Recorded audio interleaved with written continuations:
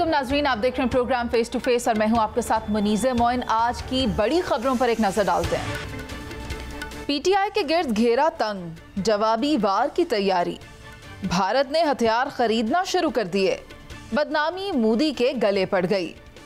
15 सरकारी इदारे, 59 अरब का खसारा, चीनी 200 से महंगी, हुकूमती माशी प्लान फेल।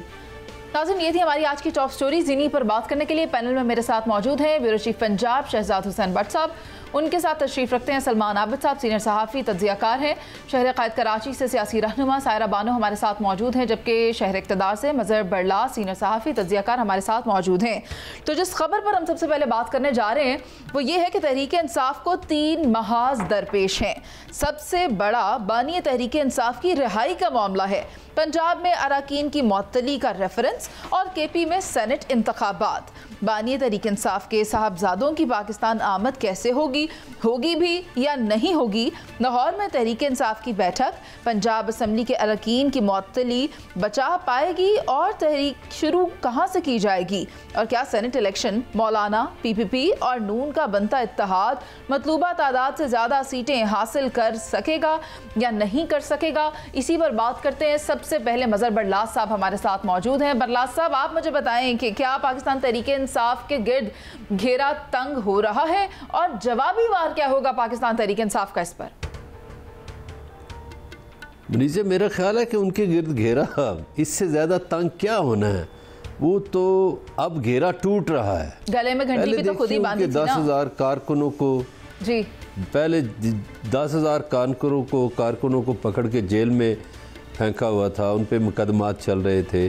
उनमें से कुछ लोग रहा हो गए हैं, बाकियों के मुकदमात फाइनल स्टेजेस पर हैं। तो मेरा ख्याल है कि अब वो घेरा तंग करने वाली जो पॉलिसी है ना, शायद वो हुकूमत के हाथों से निकल चुकी है, इसलिए कि दूसरे तबकात बीच में आ गए हैं। अच्छा। मसलन कारोबारी तबकात बीच में आ गए हैं, किसान आ गए हैं बीच में, मज़दूर आ गए हैं, और इसी तरह जो बाकी पिसे हुए तबकात हैं वो आ गए हैं बीच में। अब मुल्की हालात जो है वो संभाले नहीं जा रहे। तो मेरा ख्याल है कि अब घेरा इनके गिर्द तंग होगा, उनके गिर्द नहीं होगा। और वैसे भी आप हकीकत को, सच्चाई को कितना दबा सकते हैं? चंद महीनों के लिए तो दबाया जा सकता है, लेकिन हमेशा के लिए सच्चाई को नहीं दबाया जा सकता। सच्चाई ये है कि पाकिस्तान में सियासी अदम इस्तेहकाम है।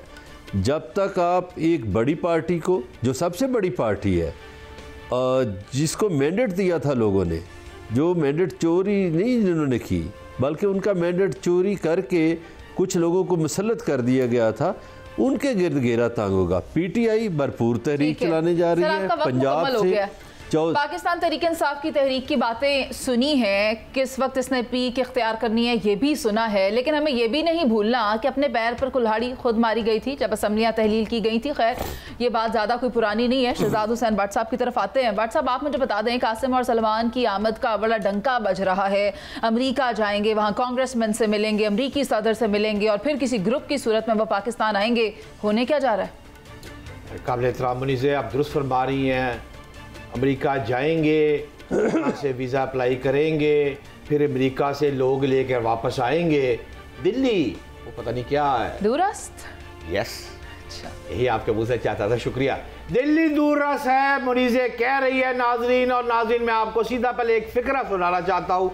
कमाल फ़िक्रा क्या गए हैं हज़रत क़िबला सेनेटर इरफान सिद्दीकी। कहते हैं, खान की रिहाई इनके बच्चों या बहनों से नहीं बल्कि इनके अपने तर्ज अमल पर मुनहसर है।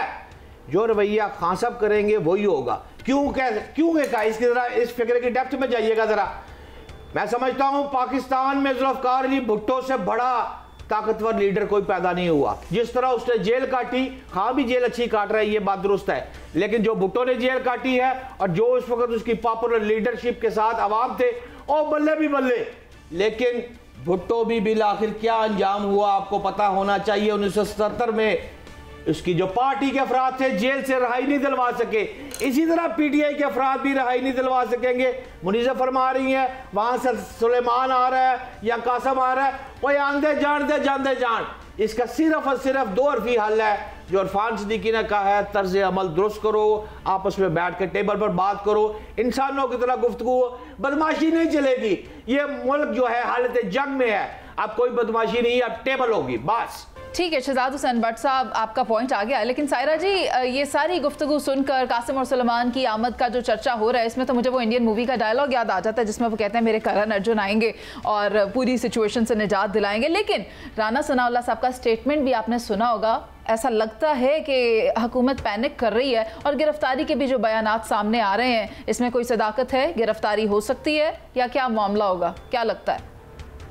जी आपने भी जी मुनीज़ आपने भी डायलॉग सुना दिया कि मेरे करण और अर्जुन आएंगे, तो ये डर क्यों रहे हैं? डर तो ऐसे रहे हैं, ये फिक्रा बड़ा आम हुआ है कि कासिम नहीं आ रहा है, मोहम्मद बिन कासिम आ रहे हैं इन सब का कला कमा करने के लिए। अच्छा, मतलब एक बात हुई है, एक उन्होंने बात कर दी है परसों से, वो कहते हैं कि पूरा सोशल मीडिया, इतना क्या खौफ है?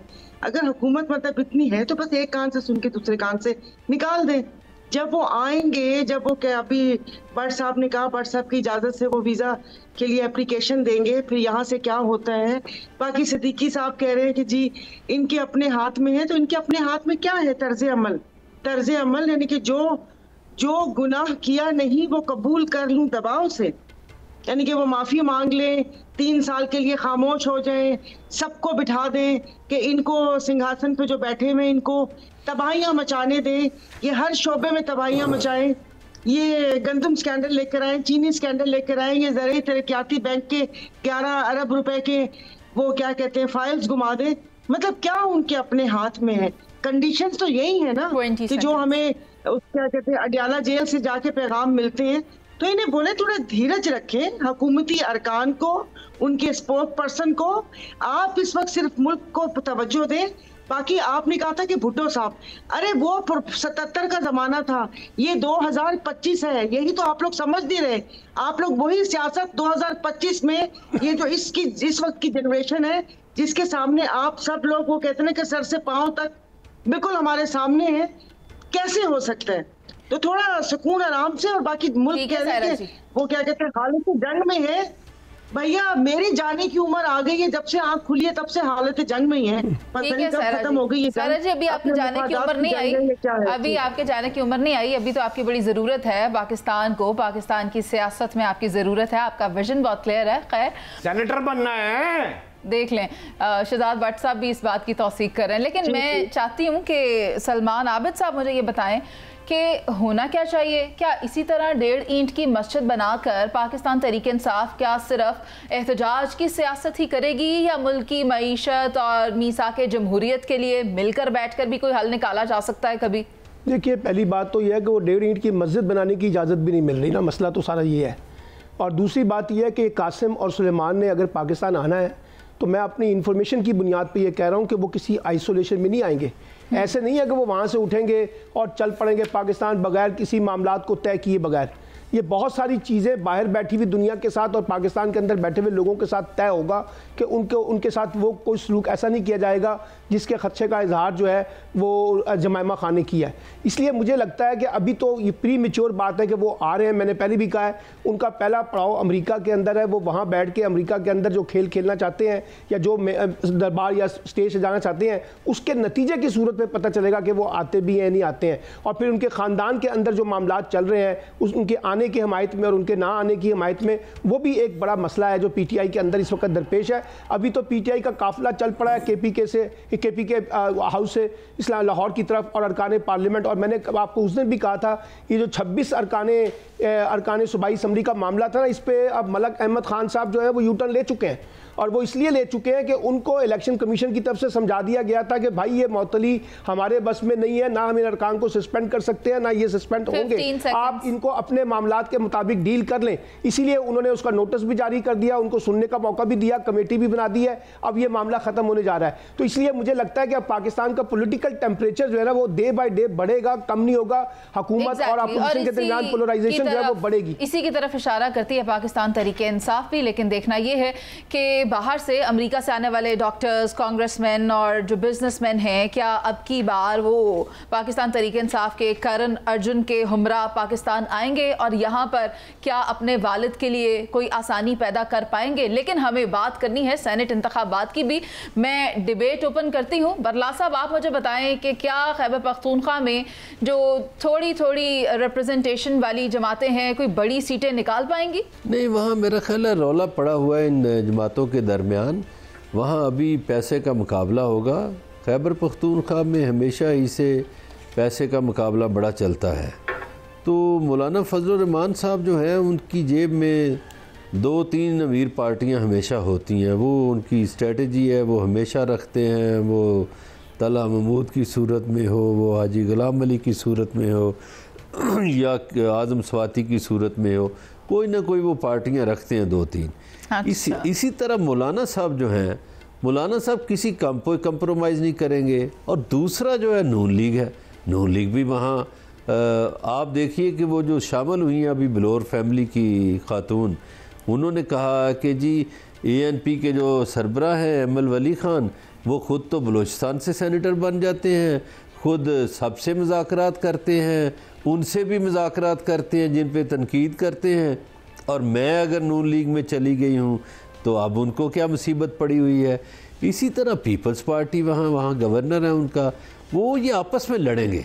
अभी इनकी सीटें तय नहीं होंगी। मुज़ाकरात की इब्तिदा तो हुई है, लेकिन ये आपस में इनकी लड़ाइयाँ होंगी क्योंकि इनके पास वोट नहीं है। वोट इसलिए नहीं है, अभी सेनेट का इलेक्शन ही वहाँ नहीं होगा। वो क्यों नहीं होगा? इसलिए कि पेशावर हाई कोर्ट ने दोबारा भेज दिया इलेक्शन कमीशन की तरफ कि आप भाई सीटों की दुरुस्त तकसीम करें। अब सीटों की दुरुस्त तकसीम ही नहीं है, चूँकि ये पार्टियां गई थी इलेक्शन कमीशन में। अभी फिर एक और रुकावट आएगी कि वो जो स्पीकर हैं KP असम्बली बाबर स्वाति साहब, ठीक है, वो कहेंगे कि इलेक्शन कमीशन को कि मुझे ऑर्डर ऑफ द कोर्ट चाहिए, सुप्रीम कोर्ट का, मैं उसके बगैर हलफ नहीं ले सकता। और वहाँ 2 जजों ने, जस्टिस आयशा मलिक और जस्टिस अकील अब्बासी ने साइन नहीं किए हुए। जब तक वो साइन नहीं करेंगे वो जो ऑर्डर है वो आईनी बन ही नहीं सकता जी, तो उस पर इम्प्लीमेंट ही नहीं होगा। ठीक है, लिहाजा ये मीटिंगें करते फिरे। क्या ख्याल है आपका बरला साहब? शहजाद भट्ट साहब की भी राय ले लेते हैं। भट्ट साहब, आप मुझे बताएं, स्पीकर पंजाब असम्बली ये कहते हैं कि मैंने ये सब नहीं किया है, तो फिर किसने किया है? क्या उनको किसी ने ऑर्डर्स दिए हैं? क्या वो वज़ीर आला पंजाब हैं? क्या चल रहा है? मनीज़ काबिल एहतराम, मैं आपके इस सवाल का जवाब पहले 4 लाइनें दे दूं। भाई ने बड़ी इंपॉर्टेंट बात की है। देखें, जो खैबर पख्तूनख्वा का सेनेट का इलेक्शन है वो 21 जुलाई को होना ही है, वो तो क्लियर है इसी रवा मंथ के अंदर। जो भाई ने बात दूसरी भी की है कि खैबर पख्तूनख्वा में हमेशा पैसे का मुकाबला होता है, यार बड़ी ज्यादती वाली बात है, नामुनासिब बात है। कोई करप्शन नहीं है KPK में, साफ सुथरा KPK है और वहाँ कोई पैसे के लेन देन नहीं होती, ज्यादती है। और जो बात की है सायरा बानो किबला मोहतरमा ने, उन्होंने फरमाया कि जनाब मुझे तो लग रहा है मोहम्मद बिन कासिम आ रहा है। यार ये क्या बातें कर रही हैं सायरा, आप तो बहुत दानिशवर टाइप की खातून है। कहाँ मोहम्मद बिन कासिम, किथे हो? फिर आप कहते हैं यहूदी बिन ट्रंप आ रहा है। कहाँ यहूदी बिन ट्रंप, कहाँ मोहम्मद बिन कासिम, कहाँ सुलेमान कासिम? किनको किसके साथ मिला रही है? ऐसे ना करें। आखिरी 2 बातें ले लें जो काबिल एहतराम मुनीज़ ने फरमाई है। देखे, पहले चढ़ गया जनाब मलक साहब स्पीकर पंजाब असम्बली कि जी बल्ले भी बल्ले इनको तुल दो, मैं इनको मुअत्तल करा दूंगा। लोग बीच में पड़े, उन्होंने कहा यार टेबल पर बैठ के सियासी बात करो, आमिर ना बनो, फौजी आमिर नहीं हो जी। जब वो बैठ के टेबल पर गुफ्तगू शुरू की, लो जी मुनीज़ डर गया जे, यू टर्न ले लिया जे स्पीकर पंजाब असम्बली ने। यार किस किस्म के लोग हो यार? सर ये तरीकाकार दुरुस्त भी नहीं था, ये एक बहुत ही एब्रप्ट और वायलेंट डिसीजन होता। सायरा जी आप कुछ फरमा रही थी। हाँ जी, इन्होंने शायद सुना नहीं है, थोड़ा माइक क्लियर कर दें। मैंने कहा खौफ तो आप लोगों को ऐसे है कि कासिम नहीं मोहम्मद बिन कासिम आ रहे हैं। जिस तरीके से बौखला के राना सनाउल्लाह उठते बयान दे रहे हैं, ये सेनेटर सिद्दीकी साहब, अब आपने कहा ना कि नहीं भी आपकी उम्र नहीं है, भैया इतनी बड़ी उम्र में भी जाकर ऐसी बोंगियां मारनी है तो भरिया मेला छोड़ देना चाहिए इंसान को। और ये वो कहते हैं ना, मुश्ताक भी कहते हैं कि कुछ लोग वैसे ही बड़े हो जाते हैं, उनका अकल से कोई ताल्लुक नहीं होता, उम्र वैसी हो जाती है। बाकी आपने इस बारे में कुछ सवाल पूछा या भट्ट साहब का ही वो करना है? वो मलक अहमद साहब ने वही कहते हैं कि उसके जज्बात में पता नहीं किसकी शय थी, उन्होंने वो कर लिया। फिर उसके बाद उनको माजी की अपनी तमाम चीजें याद आई कि ये सब कुछ तो हम माजी में करते रहे हैं, और उन्होंने और भी पता नहीं क्या किया। और आपने कहा कि अगर उन्होंने हुक्म नहीं दिया तो किसने दिया है?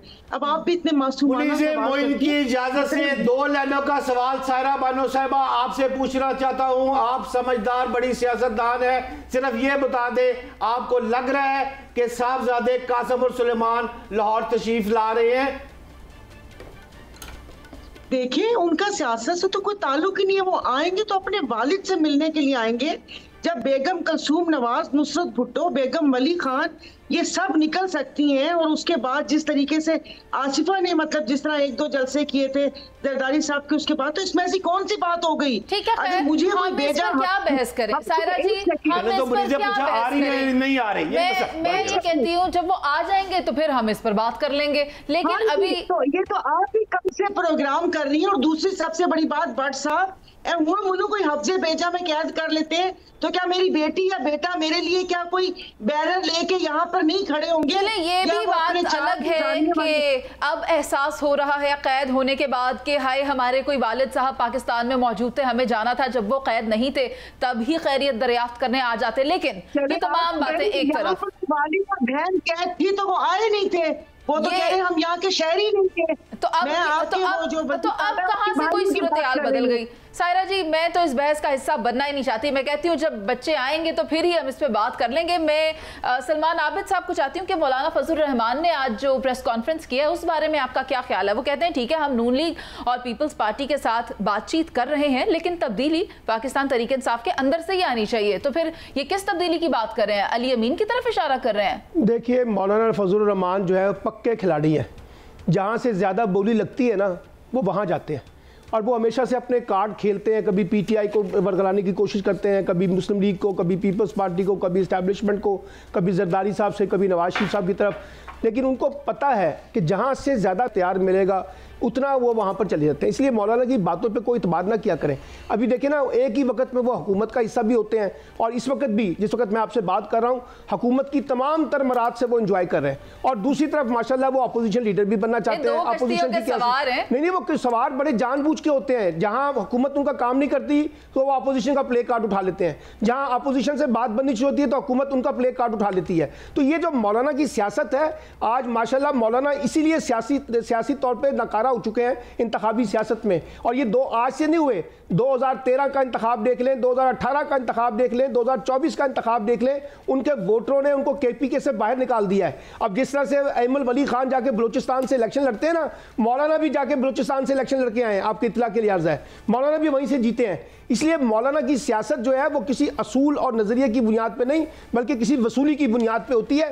मैं मौलाना के बारे में हमेशा से ये कहता हूँ कि पाकिस्तानी सियासतदानों को और सियासी जमातों को मौलाना की होशियारी से खबरदार रहना चाहिए। मौलाना कभी भी कोई बड़ी सियासी, जमहूरी, आईनी और कानूनी लड़ाई लड़ने वाले प्लेयर नहीं है। चलिए, मौलाना ने फिर भी कोई कंसिडर तो की है, लेकिन जहां तक बात है पाकिस्तान तहरीक इंसाफ की, तो ये सोच रही है कि अगर एहतजाजी सियासत करेगी तो हुकूमत को टफ टाइम देगी, लेकिन ये भूल गई है कि टाइम इसका अपना टफ होता जा रहा है। इस किस्म के एहतजाजी सियासत के रवैये से किसी का क़िबला दुरुस्त नहीं होता। ख़ासतौर पर मुल्क की अगर हम बात करें तो जमहूरियत नहीं परवान चढ़ती, बल्कि सियासी इंतशार में ही इजाफा होता है। एक ब्रेक पर चलते हैं, जिसके बाद वापस आएंगे और बात करेंगे भारत हथियार इकट्ठे करने में मसरूफ हो गया है, बदनामी मोदी के गले का फंदा बन रही है।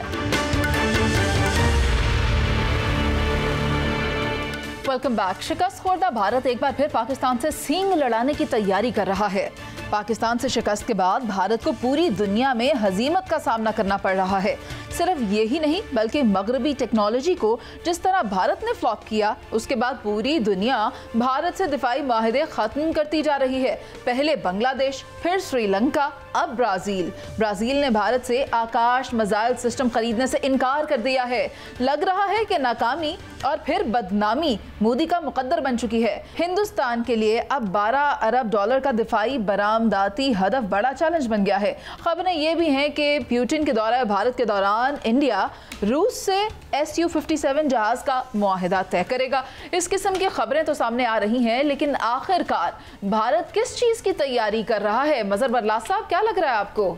लीजिए, भारत एक बड़ी जंग की तैयारी कर रहा है। मैंने उन दिनों में भी कहा था जब पाकिस्तान और इंडिया की जंग हुई जिसमें पाकिस्तान ने फतह हासिल की थी, उन दिनों में भी ये मैंने कहा था कि भारत चैन से नहीं बैठेगा उसकी 2-4 बड़ी वजूहात है। देखिए, पहली वजह यह है कि भाजपा के सामने उसकी सियासी लाश पड़ी हुई है, तो वो अपनी सियासी लाश कैसे देखें? मोदी जी को गवारा नहीं, राजनाथ को, इन लोगों को कैसे, अमित शाह को गवारा नहीं है कि उनकी सियासी लाश सामने पड़ी हो। फिर भारत बतौर मुल्क बड़ा बदनाम हो गया है, भारतीय रियासत बदनाम हो गई है, हर हवाले से, जंगी हवाले से भी बदनाम हुई, माशी हवालों से भी बदनाम हुई, सफारती हवालों से भी बदनाम हुई, इंटेलिजेंस हवालों से भी बदनाम हुई। और भारत पे मगरबी मुल्क जो है वो भी शक कर रहे हैं। अब देखिए, रफाल वालों ने भी शक किए कि भाई तहकीकात नहीं करने दे रहे, बोइंग वाले भी शक कर रहे हैं तहकीकात नहीं करने दे रहे। जो सिस्टम उनको दिए थे दफाई सिस्टम रूस और इसराइल ने, वो भी शक कर रहे हैं कि भाई आप, और इनके पायलट्स को भी लोग शक की निगाहों से देख रहे हैं।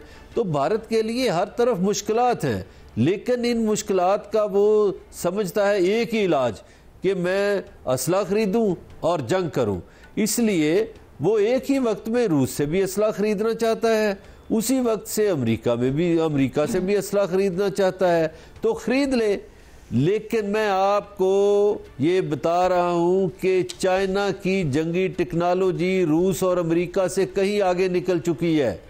उनकी मिसाइल टेक्नोलॉजी भी आगे है, उनके जहाज भी आगे हैं, उनका एयर डिफेंस सिस्टम भी आगे है।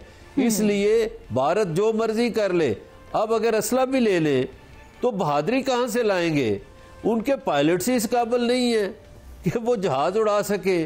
फिर उनको टेक्नोलॉजी में जो मात दी है वो भी असरअंदाज हो रही है भारत पे। तो भारत इस वक्त सफारती तौर पर तन्हाई का शिकार है, सियासी तौर पर भी तन्हाई का शिकार हो रहा है। कभी वो एक ब्लॉक की तरफ देखता है, कभी दूसरे ब्लॉक की तरफ देखता है, कहीं एक तरफ तो उसको जाना पड़ेगा, और मुआशी लिहाज से भी कमज़ोर होता जा रहा है।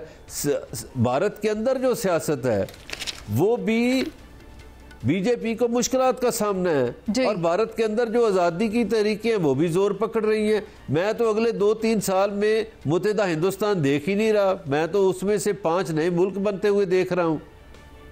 ठीक है, यानी आपस में ही काफ़ी तजादाद होंगे। वैसे हमने जो स्टेटमेंट सुनी है, भारत के अपने ही अंदर से भारत की शिकस्त को तस्लीम किया जा रहा है।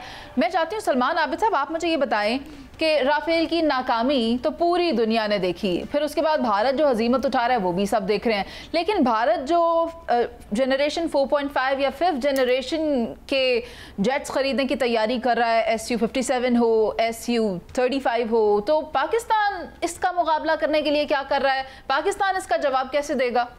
देखिए, एक जवाब तो पाकिस्तान ने दे दिया ना हालिया पाक भारत कशीदगी का कॉन्टेक्स्ट में, और दुनिया ये कह रही थी कि पाकिस्तान बहुत कमज़ोर बुनियादों पे खड़ा है। पाकिस्तान ने अपने आप को एक ऐसी जगह पे लाके खड़ा कर दिया जहां आज भारत की परेशानी जो है वो भारत भी देख रहा है और दुनिया भी देख रही है। देखिए, ये जो जंगी जनून पर मबनी निज़ाम है ना, जिसमें भारत शिकार हो चुका है, और वो मसले का हल सियासी हल तलाश करने की बजाय जंगों के ज़रिए जो मसले हल करना चाहता है ना, उसकी वजह से भारत के अंदर ये जनूनियत आ गई है कि हम जितना ज़्यादा असला खरीदेंगे उतना ज़्यादा हम ताकतवर हो जाएंगे और अपने दुश्मन पर एक नफसियाती बर्तरी हासिल कर लेंगे। हालांकि हालिया नाकामी के बाद भारत को ये रियलाइजेशन करनी चाहिए थी कि ये जंगे मसलों का हल नहीं है, उसको पाकिस्तान के साथ एक पुरअमन सियासी हल तलाश करना चाहिए था, लेकिन अब वो नहीं कर रहा, अब वो फिर जा रहा है। और मैंने आप ही के प्रोग्रामों में कहा था कि भारत बड़ी शिद्दत के साथ प्रॉक्सी वॉर को लीड करेगा पाकिस्तान के अंदर, अफगानिस्तान तनाजुर के अंदर बुनियाद बनाकर पाकिस्तान अपने उसमें बलूचिस्तान के अंदर। अब वो हो रहा है। अच्छा, अब जी बिल्कुल, अब वो हो रहा है। अब सवाल ये है कि पाकिस्तान क्या करेगा? पाकिस्तान को एक जवाबी हिकमत अमली ये इख्तियार करनी है। एक तो ये सारा पाकिस्तान वो कॉन्शियस रहे इंडिया के इस जनूनी जंगी वॉर सिस्टम के साथ जो भारत कर रहा है, और दूसरा सफारती सतह के ऊपर अपना मुकदमा इस अंदाज से लेकर चले कि जहां भारत को हजीमत उठानी पड़े, भारत को पता चले कि दुनिया के अंदर उसका जो बयानिया है, पॉलिटिकल बयानिया, पॉलिटिकल नैरेटिव, जंगी जुनून पर जो नैरेटिव है वो सेल होने वाला नहीं है, वो सेल नहीं हो रहा, और दुनिया पाकिस्तान को एक और तनाजुर में देख रही है और भारत को एक और तनाजुर में देख रही है। तो पाकिस्तान को सफारती जंग भी लड़नी है, पाकिस्तान को इब्लाग की सतह पे भी जंग लड़नी है, पाकिस्तान को डिफेंसिव सतह पे भी जंग लड़नी है, और पाकिस्तान को अपने इंटरनल मसाइल के हल के लिए भी जंग लड़नी है। इन चीजों को बुनियाद बनाकर पाकिस्तान आगे बढ़ेगा तो बेहतरी। अच्छा, जहां तक हम सफारती महाज की बात कर रहे हैं, मैं चाहती हूँ सायरा जी आपकी तरफ आऊं। आप देखें, भारत ने पूरी दुनिया में जो मंजन बेचने की कोशिश की थी ना, वो मंजन नहीं बिका, और इसके अलावा आप देखें ब्राजील के साथ जो उनका मुआहिदा होना था वो भी मुनक़ता हो गया। आकाश मिसाइल डिफेंस सिस्टम की डील बंद हो गई है। भारत के मुंह पे ये एक और चपेट आलमी सतह पर पड़ी है। तो आप मुझे ये बताएं, क्या जज्बा ईमानी खरीद कर हासिल किया जा सकता है? अगर ऐसा हो सकता होता तो भारत जीत चुका होता। नहीं, बिल्कुल सही कह रही हैं। उससे पहले बरलास साहब ने यही कहा ना कि वो बस सब टेक्नोलॉजी खरीद तो लेंगे, तो वो पंजाबी में वो जिगरा कहाँ से लेकर आएंगे, वो पायलट कहाँ से लेकर आएंगे। तो वो सारी बात यहीं पर ही आके खत्म हो जाती है। वैसे आपने जो 5th जनरेशन ये जो तमाम चीजों का जिक्र किया था कि रशिया और अमेरिका से डील हो रही है, वो मेरे ख्याल में उनके जो डिफेंस सेक्रेटरी है उन्होंने उसको डिनाई किया है कि ऐसी कोई डील नहीं हो रही। तो अच्छा। बाकी सारी गुफ्तगू सलमान आबिद साहब ने, बरलास साहब ने, आपने मतलब सारा वो कर तो दिया कि हर मुहाज पर उसको मुंह की खानी पड़ी। उसने जो मंजन बेचने की कोशिश की, जो चूरन बेचने की कोशिश की, जो कि दुनिया समझती थी, लेकिन वो कहते ना कि हर दफा वो यही बात, वो पुलवामा अटैक हो या पहलगाम का वाकया हो या पहले भी जितने भी उनके वहां पर हुए, तो वो तमाम इल्जामात पाकिस्तान पे डालने की कोशिश करता है। लेकिन अल्हम्दुलिल्लाह मेरे ख्याल में अब दुनिया को समझ आ गई है, और जो इस ऑपरेशन सिंदूर और हमारे बनियानुल मरसूस में जो हमारी अफवाज का और हमारी स्पेशली एयरफोर्स का जो किरदार था वो सबके सामने था। इंशाल्लाह ताला हर मुआज पे उनको मुंह की खानी पड़ेगी। और बात फिर वापस से रिपीट करती हूँ, जो आपने कहा कि जज्बा ईमानी कहाँ से लेकर आएंगे, वो अल्हम्दुलिल्लाह हमारे सारा जी एक बात शामिल कर ले मुनीजे जी प्लीज। आप देखिए कि भारत के एक बड़े फनकार हैं दिलजीत दोसांझ, उनकी फिल्म आ रही थी, उसमें पाकिस्तानी किसी अदाकार ने काम किया है, उस पर पाबंदी लगा दी है। हाँ जी, बिल्कुल ऐसे ही है। वो तो नफरत का ये आलम है कि वो अपनी फिल्मों पर भी पाबंदी लगा रहे हैं। उन्होंने तो अपने अंदर ही जात पात की इतनी तकसीम कर दी है बरलास साहब के, भारत के अपने अंदर से ही आवाजें उठ रही हैं कि ये क्या सिस्टम है। खैर शहजाद भट्ट साहब रह गए, उनको भी शामिल गुफ्तगू करना है। सायरा जी भट्ट साहब की बात शामिल कर लेते हैं। भट्ट साहब वो जरा आप मुझे वो बताइएगा, वो जो 50% ऑफ वाली डील चल रही है, रूस भारत को लालच दे रहा है कि भाई 50% ऑफ पे हमसे तैयारे खरीद लो, लेकिन फिर अमेरिका का क्या बनेगा, उस ब्लॉक का क्या बनेगा? मुनीज़ा दुरुस्त फरमा रही हैं आपने, हानिया वाली बात भी ठीक की है, आपकी शक्ल भी थोड़ी सी हानिया से मिलती है, इसलिए आपको हानिया बड़ी याद रही है। लेकिन मैं कहना ये चाहता हूँ कि 2025 साल 2025 तारीख में लिखा जाएगा, सुनहरी हरूफ से लिखा जाएगा। क्यों लिखा जाएगा? और मैं पिछले 20 साल से देख रहा हूँ टीवी एंकर्स को और मजहर बरलास जैसे बड़े जो कॉलम निगार हैं पाकिस्तान के, वो भी लिख रहे हैं। आज मजहर बरलास साहब की आप जरा गुफ्तगू देखें, क्या खूबसूरत गुफ्तगू थी। कहते हैं कि पाकिस्तान ने भारत को तमाम महाज पर बर्बाद कर दिया, उसे तहस नहस कर दिया। ये सारी बातें मजहर बरलास साहब, अगर ये ठीक है कि ये बिल्कुल हम 65-71 से इस वक्त बड़े मोराल पे खड़े हैं, तो यार खुदा का वास्ता एक ट्वीट ही कर दे एस्टेब्लिशमेंट और हुकूमत के लिए कि यार इस हुकूमत ने बर्बाद कर दिया। उस्ताद मोहतरम, एक ट्वीट आज करना जरूर है। अब मैं चलता हूं बॉस की बात पर। बरलास साहब ट्वीट कर देना आज।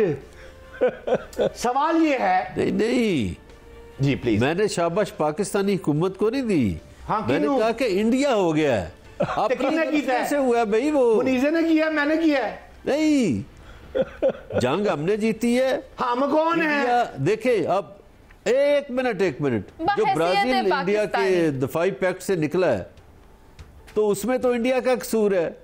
बांग्लादेश उनके दफाई मायदे से निकला, इंडिया का कसूर है।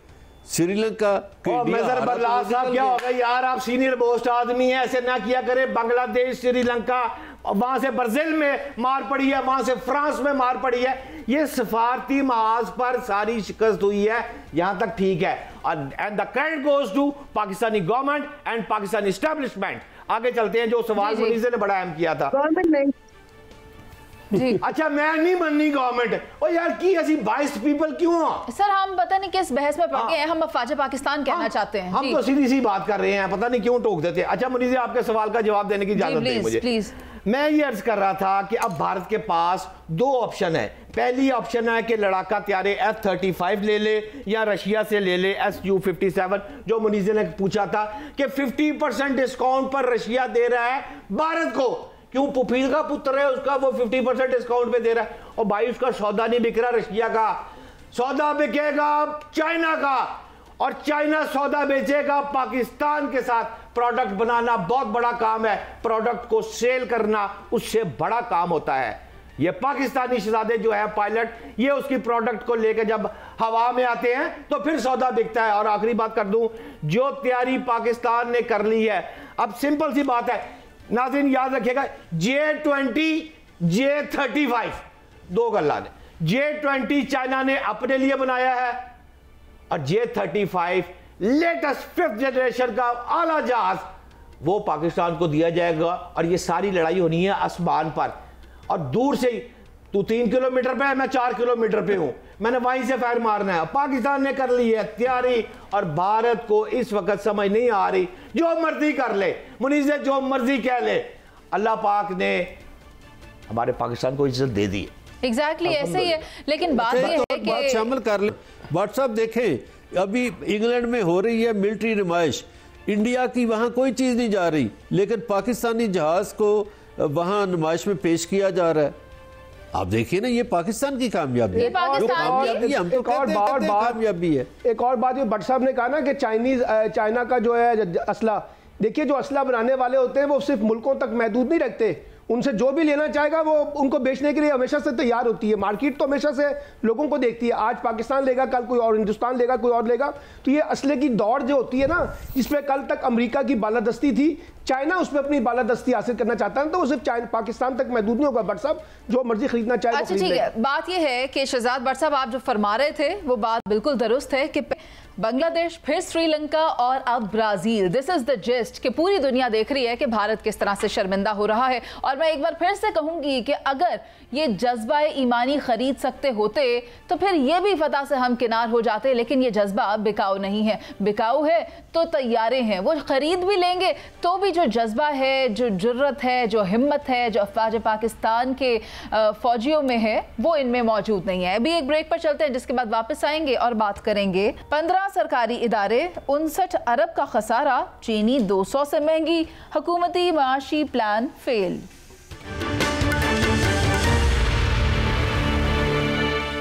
खसारों से भरी हुकूमती कारकर्दगी की दास्तान, 15 सरकारी इदारे, 59 अरब का खसारा। इस खबर की तफसील आपको हम देते हैं। हर आने वाली हुकूमत मईशत को बेहतर करने के दावे करती है, मगर वक्त के साथ साथ कर्ज, खसारा और नाकाम इक्तसादी पॉलिसीज की तादाद में इजाफा होता जाता है।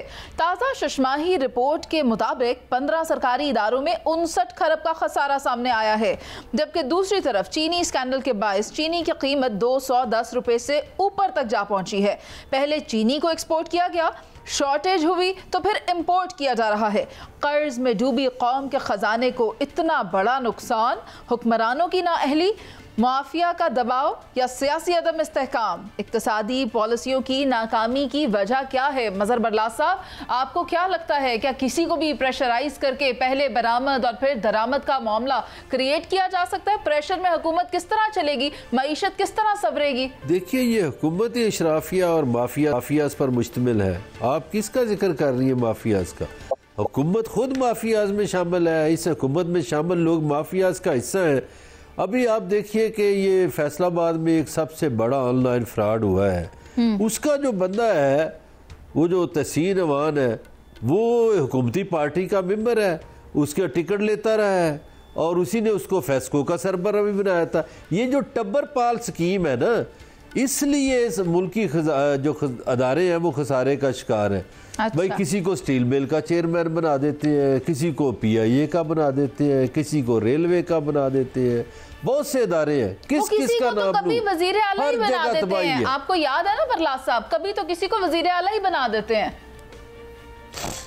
वो जो अब बने हुए हैं, इनको तो लोगों ने वोट भी नहीं दिए। अच्छा। इनको तो किसी ने, ये तो जीते ही नहीं हुए। ये जो जाली लोग मुसल्लत किए गए हैं, ये भी आप याद रखें ना। गुजारिश ये है कि माफियाज का जब तक किरदार आप ख़त्म नहीं करेंगे। ये शुगर मिलें किसकी हैं? सिंध में सायरा बानो बैठी है, इनको पता है वहाँ आसफ अली जरदारी की सबसे ज़्यादा मिलें हैं। और पंजाब में किस किस की है? ये सारे लोग तो हुकूमतों में बैठे हुए हैं। IPP ही देखिए, ये घिनौना काम यही करते हैं लोगों के साथ। पहले चीनी भेजते हैं, और सुने जी, वजीर आजम जो थे, उन्होंने इस चीनी वाले मामले पे कोई हाथ टाइट करने की कोशिश की, फिर उनके घर पे मीटिंग हो गई रायगढ़ में, और उधर माफियाज के किरदार थे। उन्होंने कहा ना ना ना ना ना ना बाबा, तेरे वजीर आजम होने का की फायदा, तो हथियार फेंक दिए उन्होंने। क्या करते, या अपनी कुर्सी छोड़ते, बैठे हुए हैं, या अपनी कुर्सी छोड़ते, या तो फिर जैसा वो कह रहे थे वैसा करते। ये कबीना में माफियाज बैठे हुए हैं, बड़े बड़े उहदों पे माफियाज के लोग हैं, इसलिए आपका मुल्क खसारे में है, इसलिए आपका मुल्क मकरूज है। शहजाद भट्ट साहब की राय ले लेते हैं। शहजाद भट्ट साहब, आप मुझे ये बताएं कि इस तरह तो फिर हुकूमती रेड चैलेंज हो जाती है जब वजीर आजम पाकिस्तान ही कुछ ना कर पाए। दुरुस्त फरमा रही हैं मुनीज़े, मौशत हो, मुल्की तरसीलात ज़र, सरमायाकारी, बरामदात, ये सारी बातें इजाफे के साथ IMF ने पाकिस्तान की मौशत को दुरुस्त सिमत में करार दिया है। यहाँ तक ठीक है, मुस्बत इशारे भी हैं, यहाँ ये भी बात ठीक है। मैं ये कहना चाहता हूँ कि इस वक्त जो इन इशारों, पॉजिटिव इशारों के साथ जो आवाम के ऊपर महंगाई के जो वार किए जा रहे हैं, उन पर बात हम कर रहे हैं, और ये जो वार है वो मैं समझता हूँ कि वार बहुत सख्त से सख्त होते जा रहे हैं। यहाँ तक ये बात दुरुस्त है। आवाम बुनियादी ज़रूरियात ज़िंदगी खरीदने की इस्तात जो है वो खुद आहिस्ता आहिस्ता खोती जा रही है, ये भी बात ठीक है। अब सवाल ये है कि जो गर्दिशी कर्ज़ों की आप बात कर रही थी 49 खरब तक पहुँच गए हैं, वो भी बात ठीक है। मैं कहना आपसे ये चाह रहा हूँ कि पाकिस्तान के 80 ख़ानदान हैं जो ये चीनी के ऊपर काबज़ हैं। जैसे मजहर बरलास साहब ने अभी खबर ब्रेक की कि रायगढ़ में एक इजलास हुआ और उन्होंने कहा बाबा क्या कर रहे हैं, उन्होंने कहा ना बाबा ना। हो सकता है इनकी खबर दुरुस्त हो, लेकिन यहाँ तक ये दुरुस्त है कि 80 ख़ानदान पाकिस्तान के ऊपर हैं, और उनके जो अफराद हैं वो PTI में शामिल है, पीपल्स पार्टी में शामिल है, नून लीग में शामिल है, और यही 80 ख़ानदान जो हैं वो ब्लैकमेल कर रहे हैं। दुरुस्त है, आखिरी दो फिक्रे। लेकिन मुझे ये यकीन है कि अब इन 80 ख़ानदानों को जिस तरह पाकिस्तान नामुमकिनात कर रहा है, ऐसी चीज़ें हो रही है जो कभी हमने सोची नहीं थी, शायद ये चीनी के बहरान पे भी इसी तरह 80 ख़ानदानों को म्यूजियम पकड़ ले। सायरा जी, ये जिन ख़ानदानों का नाम ले रहे हैं शहजाद हुसैन भट्ट साहब, आपको क्या लगता है पहले नंबर पे कौन है इसमें? ये भी हो रहा है, लोगों की कुव्वत खरीद कम हो गई, लोग खुदकुशी कर रहे हैं, इज्जत नीलाम हो रही है, लोगों को बेवजह मारा जा रहा है। वो कहते हैं ना कि यहाँ पर इंसानी जान सस्ती है और बाकी चीजें मतलब वो हो गई, लेकिन इशारे मस्बत जा रहे हैं, लेकिन स्टॉक एक्सचेंज ऊपर जा रही है। और मतलब ये खानदान कहीं हमारी इनसे जान नहीं छूट सकती। वो कहते हैं ना तेजाब से गुस्ल की जरूरत है। आप सेनेट देख लें, उससे पहले सेनेट में कुछ भाव ताव की बात हो रही थी, फिर भट्ट साहब उधर से उधर ले गए। पैसे वाले बंदे को लाकर आप सेनेट में बिठाएंगे, टोबैको माफिया वहां पर, चीनी माफिया वहां पर, जरदारी साहब की मिले, ओमनी ग्रुप, वो मजीद साहब थे, उनको तो हमने तमगा इम्तियाज भी दे दिया इन तमाम चीजों के ऊपर। हारून अख्तर जो अभी फिर हुकूमती उसमें शामिल है, वो पहले थे PTI में, उनकी, हमारे दादा साहब के वालिद की, सब तो हुकूमती अरकान बैठे हुए असेंबलियों में। आपके और मेरे हकूक का तहफ़्फ़ुज़ कौन करेगा? भले वो शुगर माफिया हो, भले वो तेल हो, ये पेट्रोलियम वाले हो, तो इन पे कौन हाथ डालेगा? कैसी बातें कर रहे हैं आप? मुझे तो समझ ही नहीं आती कि आप देखें कि पहले चीनी ऐसे, उन्होंने कहा था, बयान है 24 मई 2024 का वजीर आजम शहबाज शरीफ साहब का, कि अगर बरामद की इजाजत ना दी तो फिर पता नहीं क्या हो जाएगा, ये जो दिवालिया हो जाएगा ये जो शुगर इंडस्ट्री है। और आज वो सारी सब्सिडी, तमाम टैक्स माफ करके उनको सब्सिडी वो चीनी मंगवाई जा रही है। अच्छा, सायरा जी, आए रोज ये जो इजाफा है ये समझ में नहीं आता कि हो क्यों रहा है। सलमान आबिद साहब, आप देखें कि हर हुकूमत में ये मौजू ज़ेरे बहस आ जाता है कि ये माफिया एक्टिवेट हो जाता है, खा वो साबिक वज़ीर आज़म इमरान खान की हुकूमत हो या मौजूदा हुकूमत हो। लेकिन क्या इस पर कोई पॉलिसी नहीं बन जानी चाहिए? पोलियो पर पॉलिसी बना लेते हैं तो चलें, चीनी पर भी पॉलिसी बना लें। देखिए, एक पॉलिसी तो हमने बना ली है ना। एक पॉलिसी ये बनी है कि पाकिस्तान के रियासती निज़ाम और हुकूमती निज़ाम के मुकाबले में माफिया की हुक्मरानी होगी। माफिया स्ट्रॉन्ग होगा, माफिया रियासत के निज़ाम को चलाएगा, माफिया हुकूमत के निज़ाम को चलाएगा, माफिया इदारों के निज़ाम को चलाएगा। ये हो रहा है पाकिस्तान के अंदर, इसीलिए हुकूमत बेबस है, चाहे वो बानी PTI की सूरत में हो, चाहे पीपल्स पार्टी की सूरत में हो, चाहे PMLN की सूरत में हो। एक बात तो ये ओवरऑल अवामी खिदमात के मयार को बेहतर करने की ज़रूरत है। हुकूमत को अपना एतमाद बहाल करने की ज़रूरत है। इस्लाहात मुतारिफ करवानी चाहिए, इदारों को खुद मुख्तार करना चाहिए, गैर ज़रूरी अखराजात को किस तरह कम करना है इस पर काम करने की ज़रूरत है, और बिलखुसूस करप्शन का खात्मा किस तरह से करना है इस पर गौर करने की बहुत ज़्यादा ज़रूरत है। माफियाज को लगाम ना डाली तो फिर ये हुकूमती सिस्टम को लगाम डाल लेंगे। प्रोग्राम का वक्त खत्म हो गया, मुझे इजाज़त दीजिए, अल्लाह ने के बाद।